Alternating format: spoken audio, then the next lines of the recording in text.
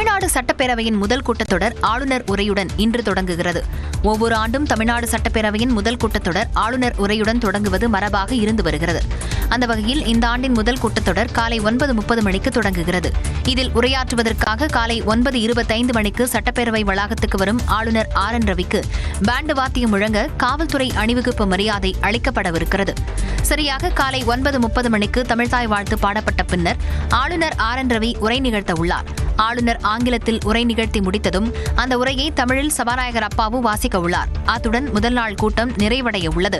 அதன்பின் சபாநாயகர் தலைமையில் நடைபெறும் அலுவல் ஆய்வுக்குழு கூட்டத்தில் சட்டப்பேரவை கூட்டத்தொடரை எத்தனை நாட்கள் நடத்த வேண்டும் என்பது குறித்து முடிவு செய்யப்பட உள்ளது. சட்டமன்ற தேர்தலுக்கு இன்னும் 3 மாதங்களே இருக்கும் நிலையில் இந்த கூட்டத்தொடர் முக்கியத்துவம் வாய்ந்ததாக பார்க்கப்படுகிறது.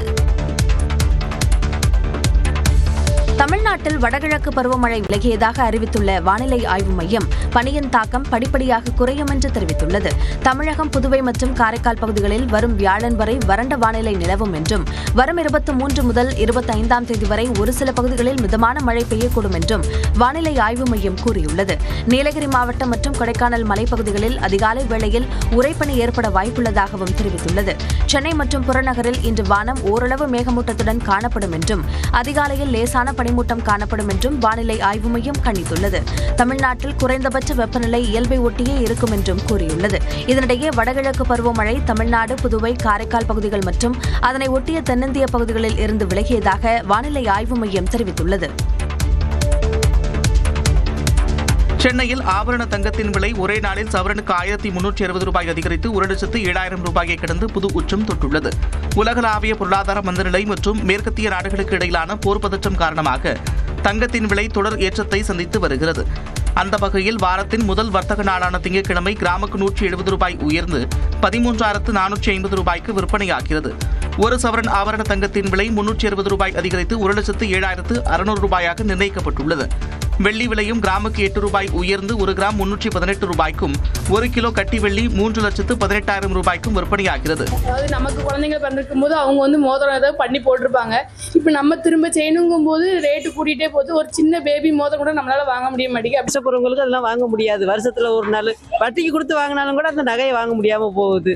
தற்போதைய நிலையில் விலை குறைவதற்கான வாய்ப்பில்லை என்று தங்கம், வைர நகை வியாபாரிகள் சங்க தலைவர் ஜெயந்திலால் சலானி கூறியுள்ளார். எப்பொழுது எவ்வளவு உச்சம் போகும் அப்படிங்கிற அளவெல்லாம் சொல்ல முடியாத அளவுக்கு இதனுடைய உச்சம் பெரிய அளவில் இருக்கும் என்று மட்டும் நிச்சயமாக நம்பலாம். காரணம் என்ன என்றால், பெரும்பாலான நாடுகளில் உள்ள முதலீட்டாளர்கள் தொடர்ந்து பெருமளவில் அதன் மீது முதலீடு செய்து வருவதும், அது மட்டுமல்லாமல் அமெரிக்க டாலருடைய மதிப்பு வீழ்ச்சி போன்ற காரணங்கள் மற்றும் பெரிய வல்லரசு நாடுகள் தங்களிடம் இருப்பாக வைத்துள்ள அமெரிக்க டாலர்களை தங்கமாக மாற்ற தொடங்கியிருப்பதும் வரும் காலங்களில் தங்கம் மற்றும் வெள்ளியினுடைய விலை பெரிய அளவில் உயர காத்துக் கொண்டிருக்கிறது. கடந்த 19 நாட்களில் மட்டும் தங்கத்தின் விலை 8% உயர்ந்துள்ளது. சுங்கச்சாவடி கட்டணத்தில் விலக்கு மற்றும் சலுகையை தகுதி இருப்பின் மட்டுமே பெற்றுக்கொள்ள வேண்டும் என இந்திய தேசிய நெடுஞ்சாலை ஆணையம் தெரிவித்துள்ளது. சுங்கச்சாவடிகளில் விலக்கு மற்றும் சலுகை பெறுவதற்கான விதிமுறைகளை இந்திய தேசிய நெடுஞ்சாலை ஆணையம் வெளியிட்டுள்ளது. அதில் விதி எண் 11 படி குடியரசுத் தலைவர், பிரதமர், முதலமைச்சர்கள் உள்ளிட்ட உயர் பொறுப்பு வகிப்போரின் வாகனங்கள், தீயணைப்பு வாகனங்கள், ஆம்புலன்ஸ், அமரர் ஊர்திகள் உள்ளிட்ட அத்தியாவசிய வாகனங்களுக்கு விலக்களிக்கப்படுவதாக தெரிவிக்கப்பட்டுள்ளது.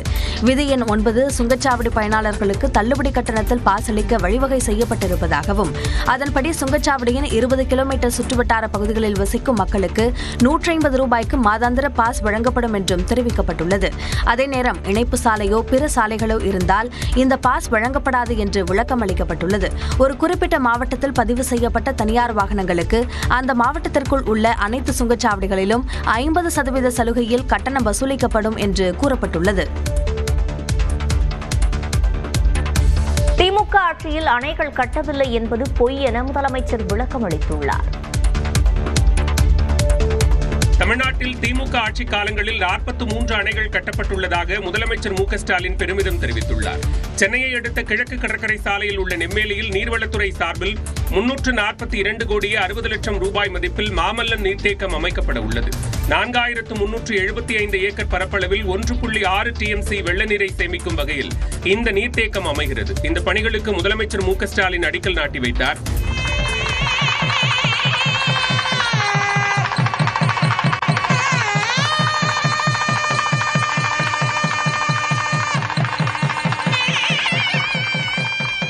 நம்முடைய கழக ஆட்சியில் அணைகளை கட்டலன்னு ஒரு பெரிய பொய்யை சொல்லுவாங்க. ஆனால் உண்மை நிலை என்ன? 1967ஆம் ஆண்டு திராவிட முன்னேற்றக் கழகம் ஆட்சிக்கு வந்ததிலிருந்து 2011 வரை நம்முடைய தமிழ்நாட்டில் 43 அணைகள் கட்டப்பட்டிருக்கு. புதிய நீர்த்தேக்கம் மூலம் நாள்தோறும் 170 மில்லியன் குடிநீர் கிடைக்கும் என்றும் அதன் மூலம் 13 லட்சம் மக்களுக்கு குடிநீர் வழங்கப்படும் என்றும் அவர் தெரிவித்தார்.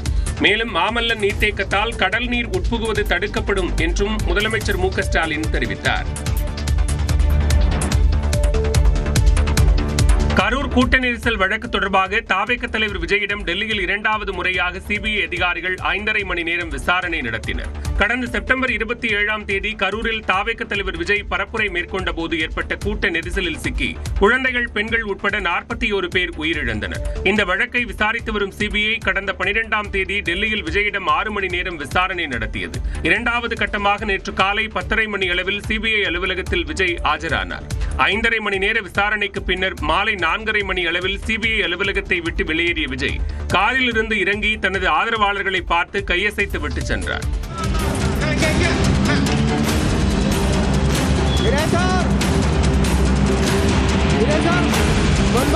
பின்னர் செய்தியாளர்களை சந்தித்த தாவேக இணை பொதுச் செயலாளர் நிர்மல்குமார் அடுத்த கட்ட விசாரணைக்கு ஆஜராகுமாறு விஜய்க்கு சம்மன் வழங்கப்படவில்லை என்றார். பல தகவல்கள் எங்களை கைது, சார்ஜ் ஷீட் இப்படி நிறைய சொல்லியிருந்தாங்க. எல்லாம் தவறான தகவல்கள். இன்றுடன் இதுவரை எங்களுக்கு சொல்லப்பட்ட விதத்தில் இன்றுடன் எங்களுடைய தலைவருக்கு ஃபர்தரா எந்த சம்மனும் இல்லை. ஸோ இன்னைக்கு கூட முடிந்து விட்டது. இதனையடுத்து தனி விமானம் மூலம் தாவேக தலைவர் விஜய் சென்னை திரும்பினார். கரூர் நெரிசல் வழக்கின் குற்றப்பத்திரிகையில் தாவேக தலைவர் விஜயின் பெயரை சேர்க்க சிபிஐ திட்டமிட்டுள்ளதாக தகவல் வெளியாகியுள்ளது. கரூர் பரப்புரைக்கு 6 மணி நேரம் தாமதமாக வந்தது ஏன் என நேற்றைய விசாரணையின் போது சிபிஐ அதிகாரிகள் கிடுக்குப்பிடி கேள்வி எழுப்பியதாகவும் அதற்கு சாலையில் பல்வேறு இடங்களில் வளைவுகள் இருந்ததால் தாமதம் ஏற்பட்டதாகவும் விஜய் பதிலளித்ததாகவும் அதற்கு சிபிஐ தரப்பில் அதிருப்தி தெரிவிக்கப்பட்டதாகவும் கூறப்படுகிறது. காவல்துறை வழங்கிய சிசிடிவி ஆதாரங்களின்படி தண்ணீர் பாட்டில்களை தூக்கி வீசும்போது சிலர் மயங்கி விழுந்த காட்சிகள் இருப்பதை சுட்டிக்காட்டி விஜயிடம் கேள்வி எழுப்பியதாகவும் கூறப்படுகிறது. வாகனத்தின் மேலே இருந்த போதும் கூட்ட நெரிசலை பார்க்கவில்லையா எனவும் கீழே நிலைமை மோசமாக இருந்ததை உணரவில்லையா எனவும் விஜயிடம் கேள்வி எழுப்பியதாக தகவல் வெளியாகியுள்ளது. நெரிசல் ஏற்பட்ட போதும் பேச்சை நிறுத்தாதது ஏன் எனவும் நெரிசல் குறித்து காவல்துறை தெரிவிக்கவில்லையா என்றும் சிபிஐ அதிகாரிகள் அடுக்கடுக்காக கேள்விகளை எழுப்பியதாக கூறப்படுகிறது.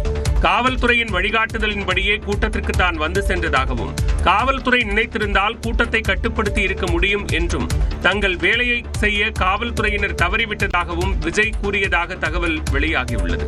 காவல்துறை மீதான விஜயின் குற்றச்சாட்டுகளுக்கு ஆதாரங்களை வழங்குமாறு சிபிஐ அதிகாரிகள் கோரியதாகவும் கூறப்படுகிறது.